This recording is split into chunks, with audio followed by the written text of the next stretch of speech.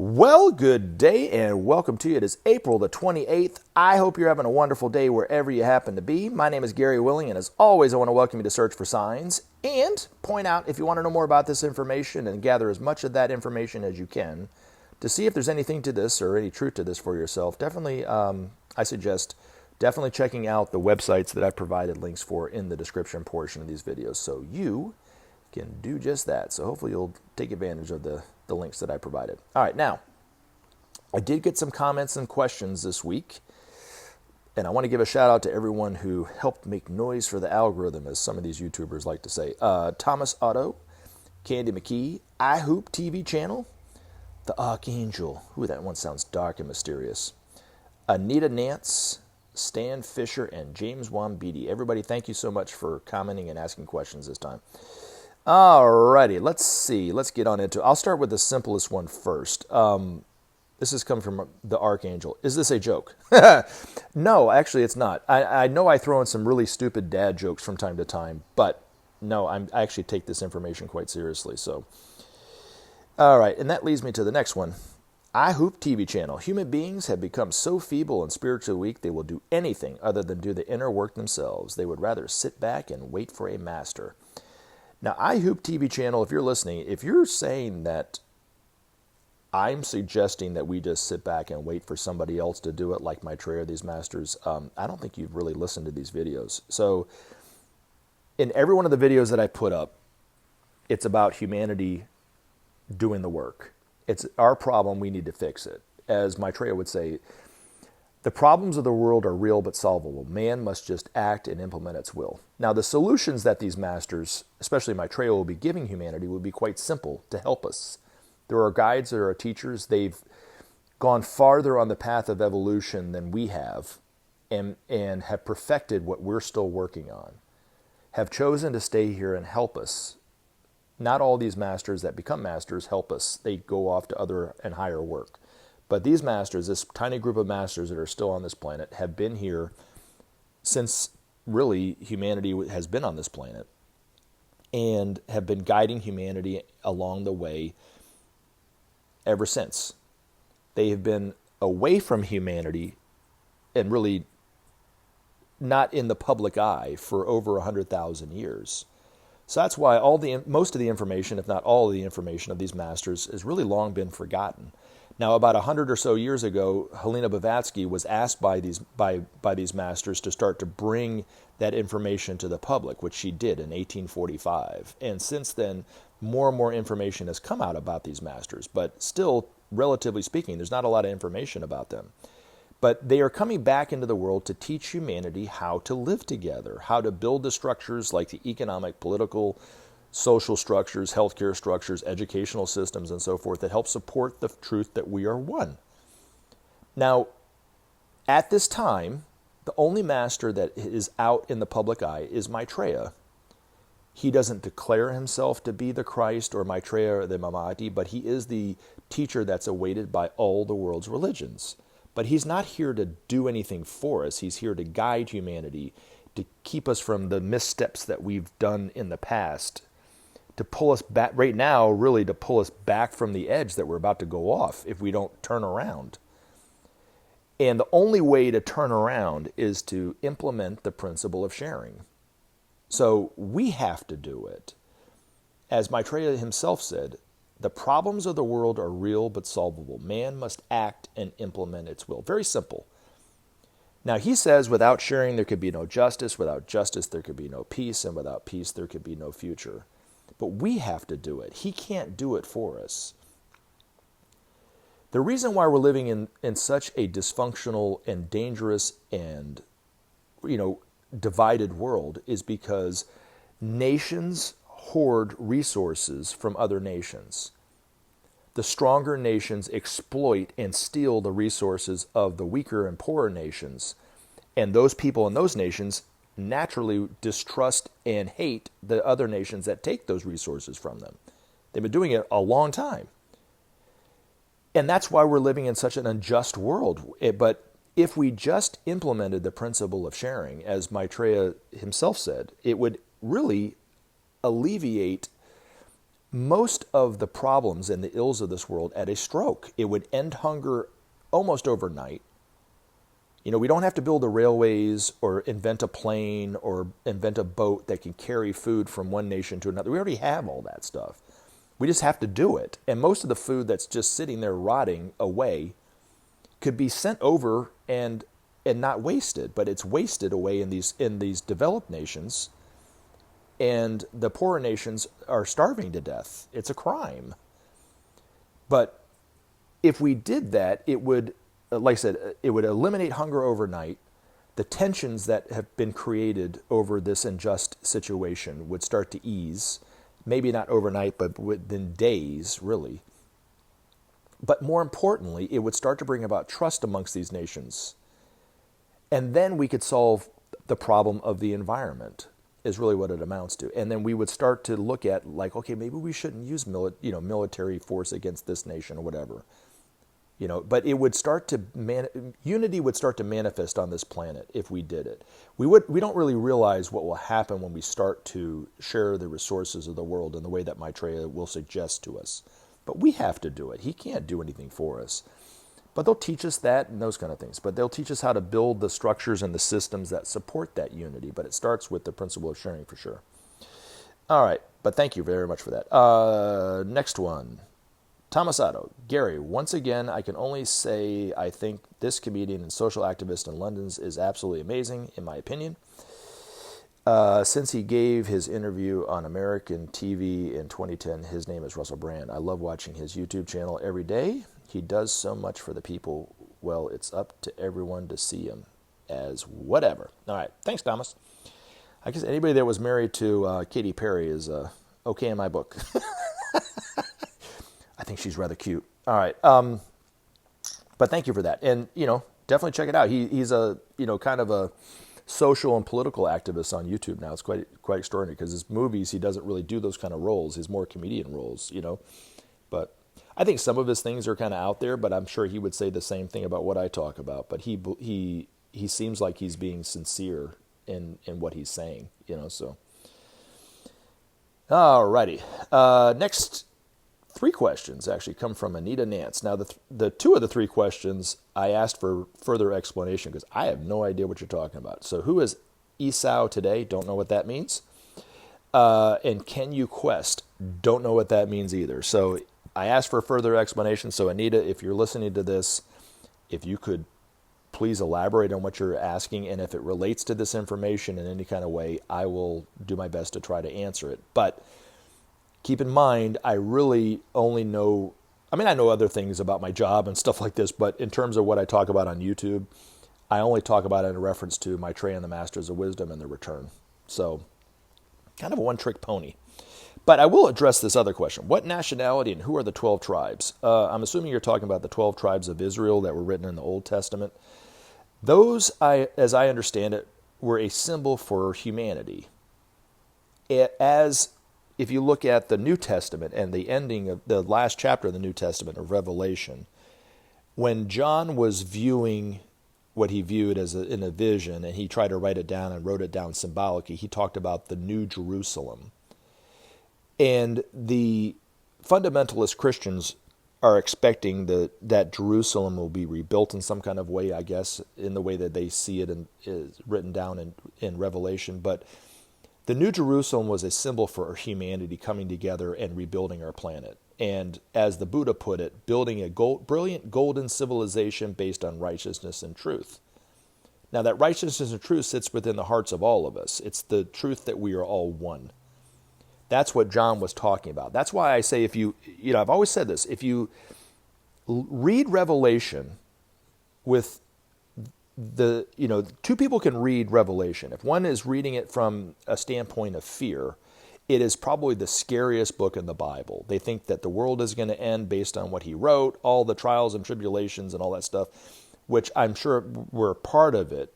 He's talking about the transition between 2 ages, which we're going through now, which is very tumultuous. But it doesn't mean the end of the world. But if you look at if another person read it through the eyes of love and joy and hope, it is actually the most hopeful book in the Bible because it's talking about the coming together of humanity and building and bringing about peace and establishing oneness and unity on this planet. That's what he was talking about. But the 12 tribes of Israel, from what I understand it, get back to your question, were the representation of all of humanity, which one of the major misconceptions in the Bible that people have is that the Jewish people were the chosen people. The Jewish people, for one thing, one of the problems that the Master TK said that the Jewish people have is they view themselves as a race. They're not a race. They're a religion. They're a group of people. Now, the symbol of the Jewish people when Jesus was born in Palestine, being the world teacher, being the first time ever that love manifested on this planet in its perfection, just as the Buddha was the first time that wisdom was manifested in its perfection. Not the last time, but the first time. When Jesus was in Palestine at that time, all the Jewish people in Palestine, it represented the whole spectrum of humanity, from the lowest to the very highest. Of course, Jesus being the highest all the way down to the lowest. And that's what that symbol was in the Bible, of the chosen people. But they're not they're not special in terms of the way that they see themselves as being special. We're all special. We're all sons of God. We're all just as divine as everyone else. That's why there's no truth to that interpretation that they're the chosen people. So there's a lot to the Jewish group that relate very much to what happened in Europe during World War II with the Nazis and the persecution of the Jewish race, I even call them the race, the Jewish group. And there's a lot to that. A lot of it has to do with the forces of involution in the previous solar system, where involution was the highest form of spirituality, whereas in this solar system, it's the highest form of spirituality is evolution. Now, they both have their function, but where involution becomes evil is where it doesn't stay in its own lane and it crosses over and it impedes upon the evolutionary process. That's when it becomes evil. And this planet has had a real problem since, I don't know exactly how long, but for a long time, for eons upon eons upon eons, with the forces, with evil on this planet. But it will eventually be conquered by humanity, and the hierarchy of masters of wisdom working together will eventually no longer be influenced by those forces in the way that we are today. So, but being symbolized in Revelation, being the beast being chained back for a time and a half. So Christians say that there will be a time of peace, a relative peace. They say it's just a few years. It's actually going to be about, 2,500, about almost 4,000 years of peace. Under the inspiration and guidance of Maitreya and these masters, humanity will bring about peace through sharing and so forth. And then evil will need to be dealt with halfway through the time of the age of Capricorn. And then after that, humanity, with the help of the hierarchy of masters, will basically seal off the forces of involution to their own domain, and they will no longer be influenced by those forces in that way. So, but thank you for that. And then this one comes my way a lot, and I'm not going to read this whole thing. I'll just give you the gist of it. But this is coming from Stan Fisher. If they say the Christ is in the desert, don't go. If they say he's in the mountains, don't go. As lightning flashes from the east to the west, so shall the coming of the Son of Man be. So watch out for false teachers in Christ that mislead and lie and pretend to be a lamb, but are ravenous wolves. All right, so first of all, I couldn't agree more with that statement. Now, I know what you're saying in terms of reference to this information. You're thinking that Maitreya is going around saying he's the Christ, and I'm telling you, hey, go to him. He's the Christ. I'm not. That's the reason why when people ask what TV channel he's on or what YouTube channel can I go see him, we're not supposed to talk about that. That's the reason why Maitreya is not even saying he is Maitreya on TV. He's just using a whole other name for now. Eventually he'll be known as Maitreya, but right now he's not. For that very, very reason, and throughout history, and even to today, so many people, cult leaders and so forth and so forth and so forth, claim to be the return of Jesus, the return of Christ. And they're not. Just the fact that they're going around saying it shows that it's not. Now, people have asked Maitreya in the Asian community of London, are you the Imam Mahdi? Because they were basically a Muslim group of people that lived in that area, waiting for the Imam Mahdi to come back. They were starting to suspect that Maitreya could be the Imam Mahdi. But rather than saying, oh yeah, I'm the Imam Mahdi, the way he put it was, well, if I'm the Imam Mahdi for you, what about the Christ for the Christians? He goes, these are just names. Names that cause confusion within the minds of men. I prefer to be known as the teacher, is what he said. So, yes, exactly. But Benjamin Creme never told you where to go look for Maitreya. You know what I'm saying? He never said, go, Maitreya's over there, you go see him. He never said that. We must recognize Maitreya for ourselves. Most of us have probably seen him on TV already and just not recognized him. But even if you haven't, when you do see him on TV, it's important to understand that it's about what he's saying. It's about the truth of what he's saying, the need to bring about peace, and the only way to do that is to share the resources of the world. Those are the most important things, not who he is. So all these people who go around, and everybody from David Koresh to, there's an Australian guy that says he's Jesus come back and all that kind of stuff, that in their own way, Benjamin Creme's master talked about this. There are people who think they're Maitreya come back or that Jesus come back, or I'm sure the Imam Mahdi come back, and they're making those claims. Even though they're not, they're actually a part of the process of the return of the awaited teacher. They're kind of like alerting the public that the teacher could be coming back. It's some kind. And he said most people don't take him seriously at all, but in their own way, they are alerting the public that the teacher's already back. So anyway, hopefully that was, but yeah, you'll never hear from me tell you, oh, go check this channel out. That's where he is. That's, I think, what he was talking. I think part of that statement that was in Matthew, I believe, if I'm not mistaken, is it's about recognizing the Christ for yourself, not being told that that's the Christ. And there have been people over the centuries that have been false Christs, that people have been swept up and had such a glamour of an infatuation with, because they believed them to be the Christ when they really weren't. And had they just taken a moment and looked at who they were, they would have probably recognized that they weren't the Christ. And that's why I've even said this to people over and over again about Maitreya. Just wait and see him on TV and recognize him on TV. Hear what he has to say. Even if you have to wait and see if any of his solutions and his suggestions actually are solutions to our problems and start to solve the problems that we have, then you would start to see that maybe there might be some truth to him being a wise teacher. If his solutions to humanity, like if, for instance, if he suggests the principle of sharing, and the world leaders come together and say, yes, let's try it, and it creates even more war, well, then there was no truth to him being the Christ, and there's no truth to his teachings. And then you'll know. I have no doubt that when humanity starts to apply and the solutions that he's advocating to do, like the principle of sharing, it will bring about peace, because it already has with the Marshall Plan. It already has. And then the other solutions that he'll start to offer humanity about how to solve the environmental problem and so forth, we'll start to see our health improve. We'll start to see the environment improve and so forth if we just apply the suggestions that he said. But wait and see.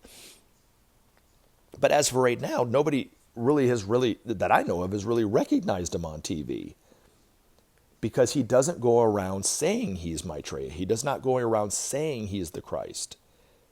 So that's where I think Matthew was really talking about. And the major misconception that people have with people like myself referring to him as the Christ, which I'm not referring to him as the only true Son of God, and Jesus wasn't, but he's the Son of Man. He is a teacher for all of humanity. in that way. That's the way I see Maitreya, as an elder brother, as a teacher, not as the only true Son of God, and Jesus wasn't. Jesus also is a teacher for all humanity too, but not the only true Son of God either. So hopefully that all helps. But anyway, you guys take care, enjoy the day, and we'll talk to you soon. And help SOP save our planet. Thanks for listening, and we look forward to talking to you again in future videos.